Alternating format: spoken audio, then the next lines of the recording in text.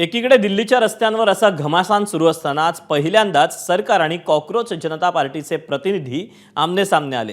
आंदोलकांच्या वतीनं केंद्रीय मंत्री जे.पी. नड्डा यांना मागण्यांचं निवेदन देण्यात आलं। आता यावर सरकार काय निर्णय घेणार, आंदोलकांच्या किती मागण्या पूर्ण होणार याकडे देशवासियांचं लक्ष लागले। बघूया दिल्लीतल्या भेटीगाठी, खलबतं आणि या पार्श्वभूमीवर संसदेत उमटलेल्या पडसादावर आधारित हा स्पेशल रिपोर्ट।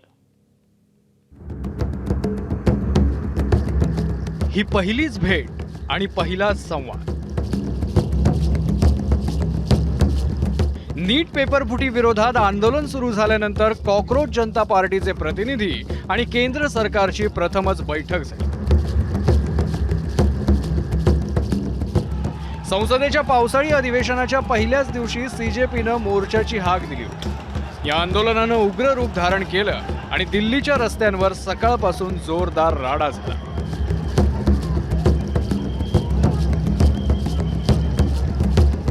त्यानंतर सरकारच्या वतीनं केंद्रीय आरोग्य मंत्री जे.पी. नड्डा यांच्यावर आंदोलकांना भेटण्याची जबाबदारी देण्यात आली।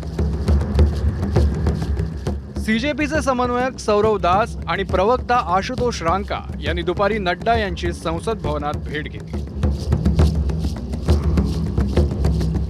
2 तास वाट पाहिल्यानंतर नड्डा यांनी केवळ 10 मिनिटं भेट दिल्याचा दावा दास यांनी ट्विटरद्वारे केला। या भेटीबाबत नड्डा यांनीही सोशल मीडियातून माहिती दिली।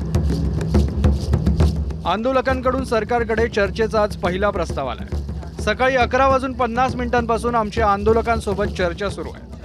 आंदोलकांच्या शिष्टमंडळासोबत व्यवस्थित चर्चा झाली आहे। दुपारी 4 वाजता आंदोलकांकडून सरकारला निवेदन देण्यात आलंय, असं नड्डा यांनी स्पष्ट केलं। मीटिंग में हम लोगों ने यही बोला कि हमारे 3 डिमांड्स हैं। पहले कि सोनम वांगचुक जी को तुरंत रिलीज किया जाए एंड जब तक वो फॉर्मेलिटीज पूरी होती है उसमें उनको एक वीडियो बनाने का अलाउ किया जाए। वो वीडियो में यही हो कि वो अपील करे शांति बनाए रखने के लिए, लेकिन वो अभी तक हुआ नहीं है। नंबर 2, हमारा ये भी डिमांड है कि धर्मेंद्र प्रधान जी का रेजिग्नेशन तो अब आना ही पड़ेगा। या तो उनको बर्खास्त करे कैबिनेट से या तो वो खुद रिजाइन करे। प्रोटेस्ट तब तक चालू रहेगा जब तक उनका रेजिग्नेशन नहीं आ जाता। और तीसरा, जो नीट के फैमिलीज है, जो बच्चे मर गए हैं 20 से ज्यादा, उन फैमिलीज को 1 करोड़ का मुआवजा मिले। ये डिमांड्स को लेके हम जे.पी. नड्डा जी के पास गए, उन्होंने ही बुलाया था।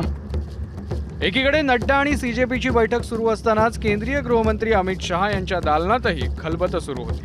दीर्घकाळ चाललेल्या या बैठकीला वादाच्या केंद्रस्थानी असलेले धर्मेंद्र प्रधान, पियुष गोयल आणि किरेन रिजिजूही हजर होते। सीजेपीचं आंदोलन आणि पोलिसांनी केलेला लाठीमार, अश्रुधूर याचे पडसाद संसदेच्या पावसाळी अधिवेशनाच्या पहिल्याच दिवशी बघायला मिळाले। विरोधी पक्षांनी संसद भवनाच्या आवारात सरकार विरोधात घोषणाबाजी केली।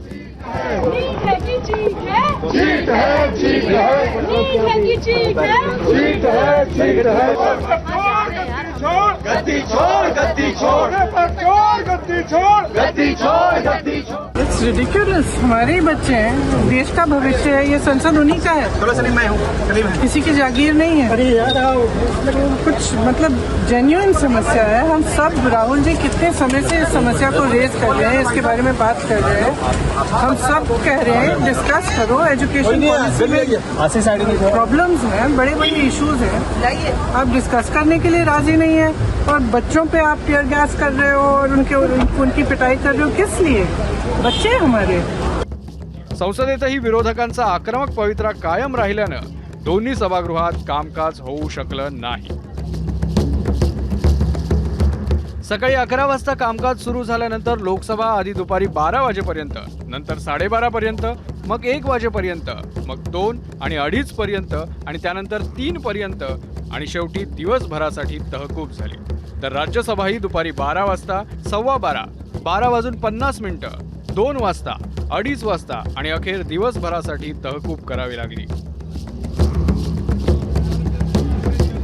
आपल्या मागण्या असतील तर त्या शांततामय मार्गाने मांडल्या पाहिजेत अशी अपेक्षा सत्ताधारी पक्षांचे खासदार व्यक्त करत होते।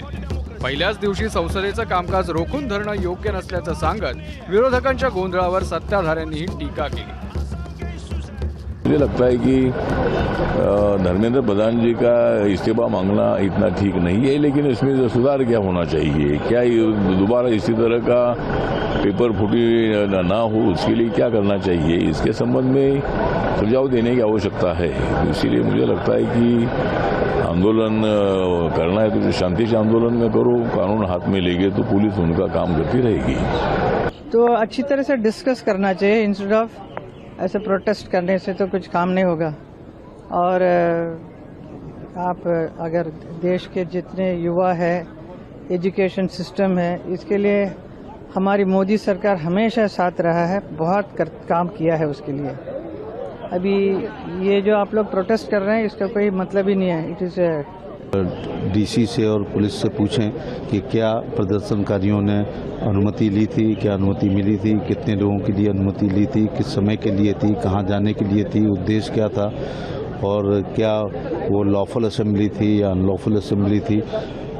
डेमोक्रेसी में धरना रैली प्रदर्शन आभूषण है, डेमोक्रेसी की खूबसूरती है, लेकिन वो भी नियम प्रक्रिया कानून और के तहत ही मिलती है, और यदि अनुमती नाही है तब यह अनलॉफुल असेंबली होती।